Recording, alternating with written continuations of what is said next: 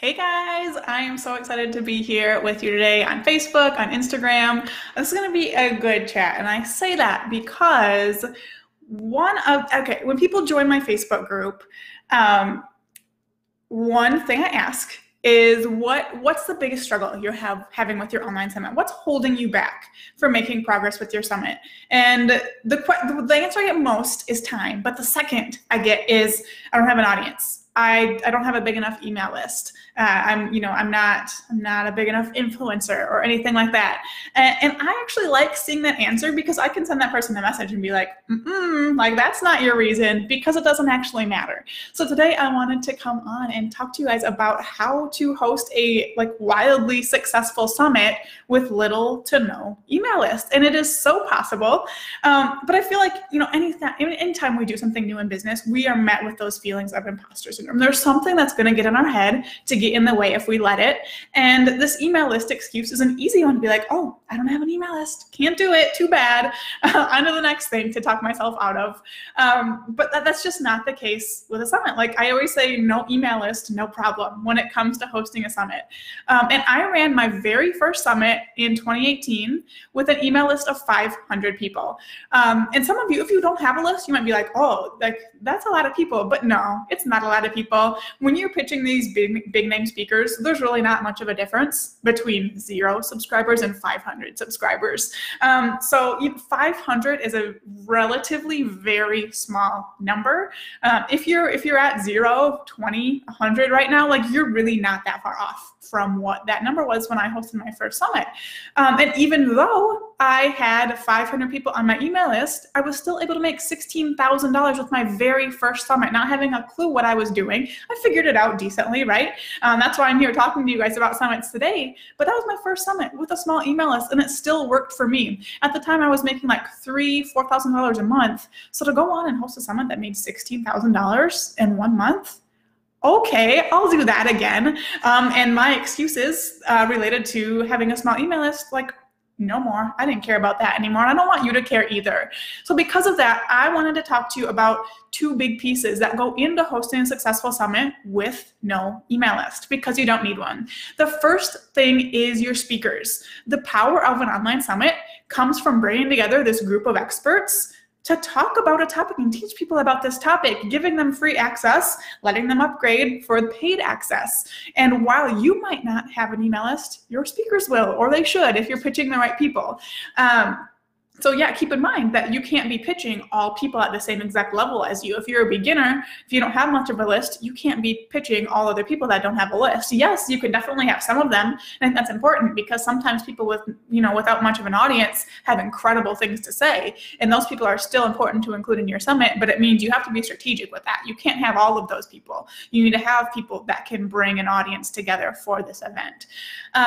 So for that to work, you need to have other incentives for your speakers to want to be a part of the event, and you need to make it really easy for them to participate and share. And I want to focus on that sharing aspect here and let you know, my best tips for making it easy for your speakers to share and increasing the likelihood that they will. And there's a couple pieces that go into it. First, you're going to provide them with sharing graphics.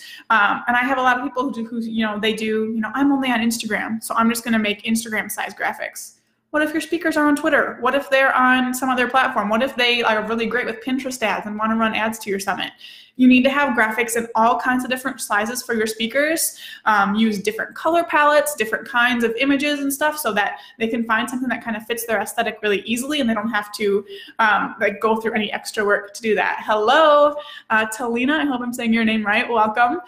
So the graphics are the first part. Swipe copy is the second really, really important part. That's email swipe copy. So you want to give them exact copy to include in email so they can copy, make a few customizations with their affiliate link, and then paste it and send it off. Same thing with social media copy. And you can make that based on your email copy to make it nice and easy, but you need to have copy for them to use. Nobody's going to share about your summit. Great, I'm glad I said your name right. No one's going to share about your summit if they have to come up with the promo copy themselves. I don't care how much I like you, I'm not going to sit and write emails to promote your event. It's just not going to happen. And then the last piece of that is a sharing schedule. So you make them the graphics, you make them the copy, and then you make a schedule. Here are I recommend you send this email on one of these 2 or 3 dates. Then what they can do is take all of that, give it to their VA and be like, do what the person said to do. Boom, like sharing just got so easy for them. They don't even need to think about it. It maybe took them 2 minutes to make a task in Asana for their VA to go do all the promo scheduling. And that's the best way to make sure your speakers are going to promote. And that's why you don't need your own email list to make it happen. Your speakers are going to take care of the promotion for you, okay? And then the next piece I want to talk about, I guess there's 2 more pieces. I said 2 earlier, I have 3. The next one is affiliates. So if you have, maybe it's your first summit, you don't want to go crazy with your speakers. Maybe you do 15, 20 speakers. There's still room to bring on additional people to promote through having extra affiliates. So you can have affiliates who aren't speakers for your event, and you're going to give them that same swipe copy that you gave your speakers. You might need to tweak a few things for them. In my speaker copy, I like to have spots for the speakers to be like, I'm going to be speaking about this on this day. Obviously, you'd remove those pieces for your affiliates because they're not speaking, but everything else can just be repurposed and given to them nice and easy. Another way to make it so speakers and affiliates actually want to promote is by giving decent affiliate commissions. I've seen people give, even speakers, like a 10% commission for sales they refer, and I'm like, oh, that's terrible. Like if you didn't have speakers, you wouldn't have a summit. So they deserve more than a 10% commission. I give my speakers and affiliates 40%. If my speakers contribute to my All Access Pass, like they contribute one of their paid offers, I give them 50%. Like I said, I wouldn't have a summit if it wasn't for these people, so I am going to make it worth their time to promote, and I really recommend you do the same, okay? So speakers and affiliates are 2 really big ways. Those are the main reasons that you don't need an email list to have a successful summit. They have the email list. One more thing I wanted to talk about, and then I'm also going to talk to you guys about, well, what do I do if someone asks my email list size? The next piece is like Facebook ads. If you're experienced with Facebook ads or maybe Pinterest ads, run those things to your summit because you can get some awesome conversion rates. I have episodes on the Summit Host Hangout podcast, both about Pinterest and Facebook ads. Run them if you know how to do it.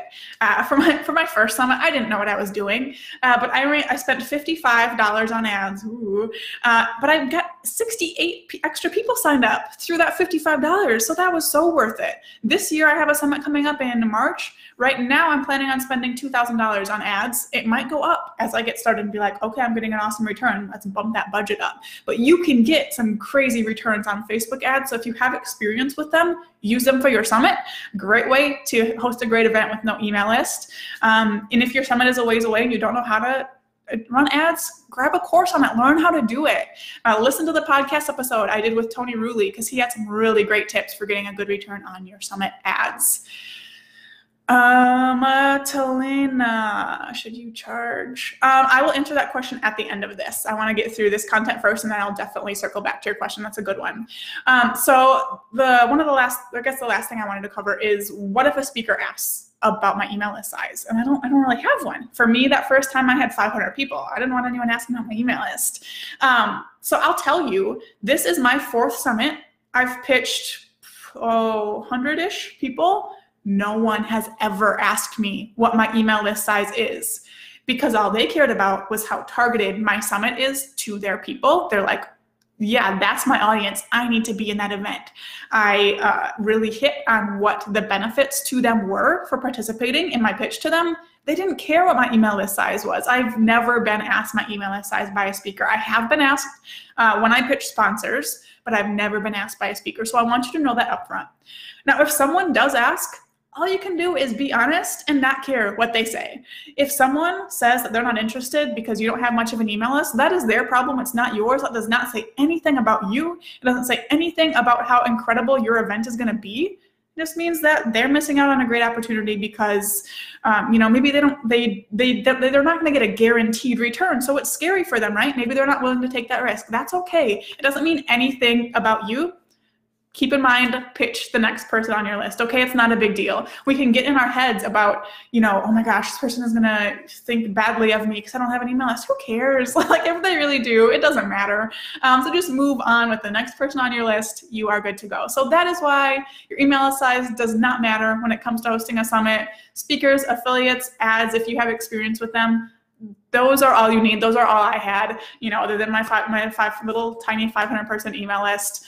You can host a really great event. And the best part is that with every summit, your email list is going to double, triple. So you have, even a better starting place. I actually just had someone host a summit a couple weeks ago with a tiny email list, and she grew it by 6 times. She 6x'd her email list because of her summit, and she had a very, very tiny audience to start out with. So how awesome is that? Next time she hosts one, even if she 3x's it, that's incredible results, all right? So you guys can do this without an email list. Now, I have had a question come in on Facebook, and I'm going to answer quickly. If you guys have questions, Facebook, Instagram, shoot them through. I'm happy to do a Q&A, whether it's related to the email list or something else. So Talina asked, if you're doing a summit for the first time, should you charge? You're new to doing summits. Definitely. So all summits, I think, should be free to get that first ticket to. I actually did just learn about an industry where someone's charging $200, I think, for that initial registration, and it's working well for her niche, but I think most niches this would not work well. So my recommendation is to let people get a free ticket to your summit. That's going to give them access to, your 1, 2, 3, 4, 5-day event.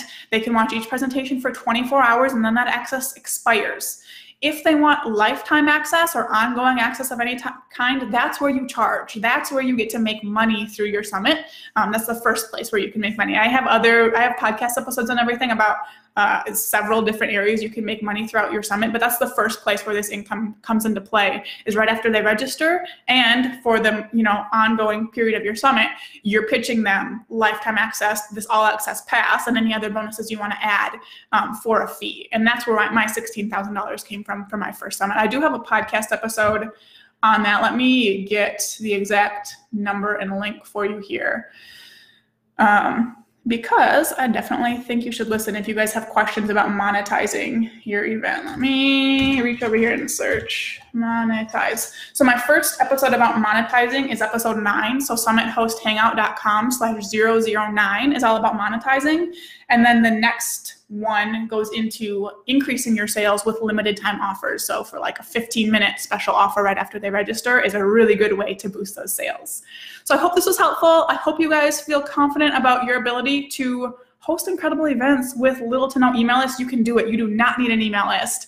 But let me know on Facebook, on Instagram, if you guys have any questions. I am happy to pop back in and answer for you. Thank you so much for being here.